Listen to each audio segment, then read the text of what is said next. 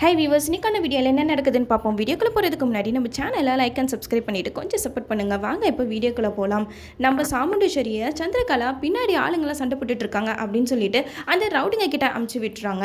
அங்கே போயிட்டு சாமுண்டீஸ்வரி அங்கே பேமெண்ட்டுக்காக தானே சண்டை போட்டுட்டு இருக்காங்க, நான் மேனேஜர் கிட்ட சொல்லி உங்களுக்கு சம்பளத்தை அதிகப்படுத்தி தரேன் அப்படின்னு சொல்லிட்டு சமாதானமாக பேசிட்டு கிளம்புறப்ப அந்த ரவுடிங்கெல்லாம் மயக்க மருந்தை வச்சு நம்ம சாமுண்டீஸ்வரியை கடத்திடுறாங்க. கடத்திட்டு காரில் போட்டுட்டு கூட்டிகிட்டு போயிட்டு இருக்கும்போது இந்த சைடு நம்ம கார்த்திக் வந்து நர்ஸை கூட்டிகிட்டு வந்துட்டு இருக்காங்க.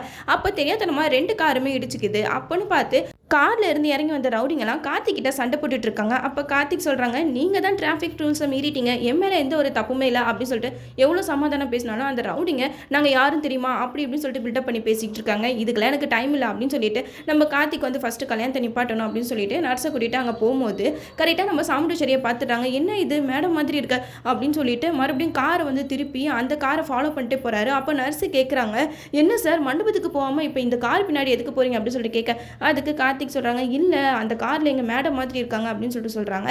அதுக்கு நர்ஸ் சொல்றாங்க, நீங்க இப்படியே டைம் ஆகிட்டு இருந்தீங்கன்னா கண்டிப்பா அங்க கல்யாணமே நடந்து முடிஞ்சிடும். நம்ம ஃபர்ஸ்ட் இவங்களை காப்பாத்துறதா இல்ல கல்யாணத்தை நிப்பாத்துறதா, ரெண்டுத்துல ஏதாச்சும் ஒன்று நம்ம பண்ணியே ஆகணும் அப்படின்னு சொல்லிட்டு நர்ஸ் சொல்றாங்க.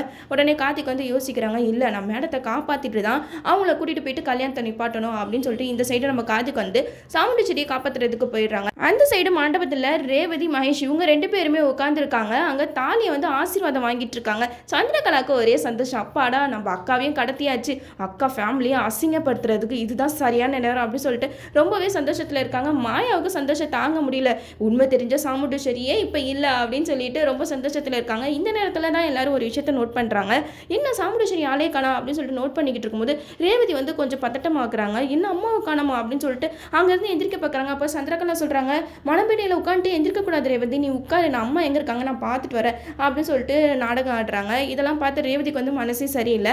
பாட்டி சொல்றாங்க, அது எப்படிப்பா பொண்ணோட அம்மா இல்லாம ரேவதி எப்படி கல்யாணம் பண்ணிக்க சம்மதிப்பா, ஃபர்ஸ்ட் சாமுண்டீஸ்வரி வரட்டா அப்படின்னு சொல்லிட்டு பாட்டி சொல்லிக்கிட்டு இருக்காங்க.